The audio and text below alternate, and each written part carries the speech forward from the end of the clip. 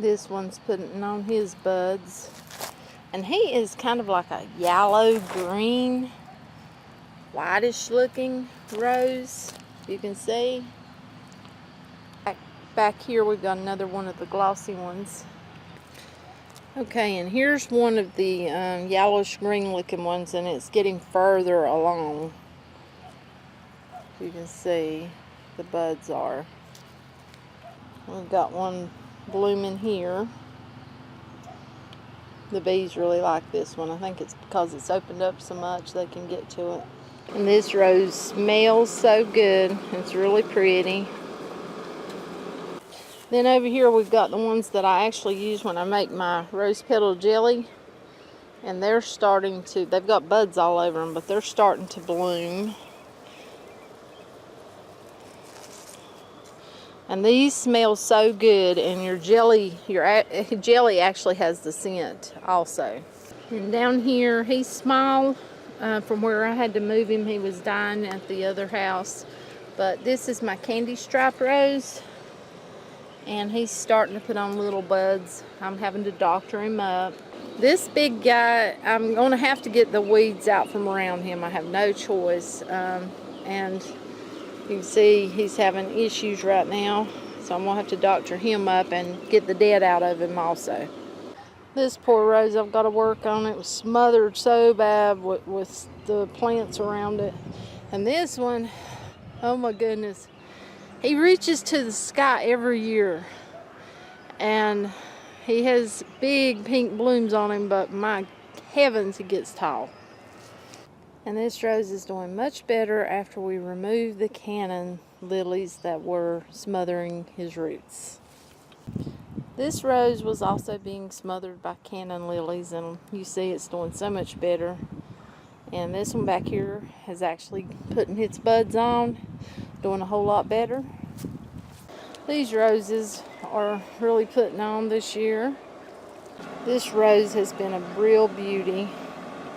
And here is another one of the cream colored roses. It's a giant, and it's starting to do its thing. I have to get cleaned out around it. If you can see, this is this bed. And this guy's starting to bloom. You can see. Beautiful, salmon colored. And then right down here is our candy stripe, which is my favorite. I love this rose. And then our other yellow tree rose. He's not as big as the other one, but we had to straighten him up actually. He was a little bit bent, but he is still blooming beautifully also. And another thing that I always go by is, say I'm going to deadhead this spent bloom. I like to come down to where we have, right here, if you can see, we've got 5 leaves. So what I'll do is I'll come down here at these 5 leaves right up above it. Hopefully I'm getting that at an angle, and I will clip it just like so. And say I pick, well, let's come over here. Say I pick a beautiful big rose, like say this one.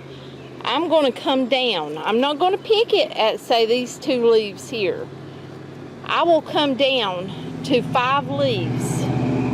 See, we've got 5 here and we've got 5 here. And then I would clip my rose. I'm not going to clip my rose, but just showing you. That's how I do them.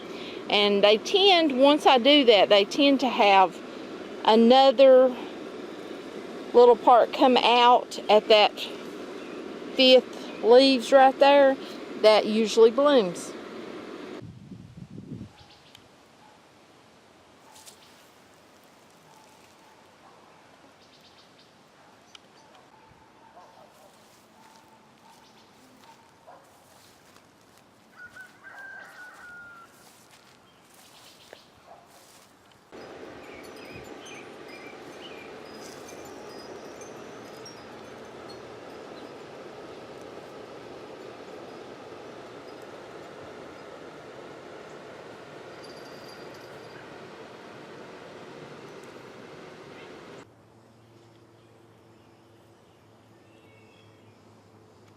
a few.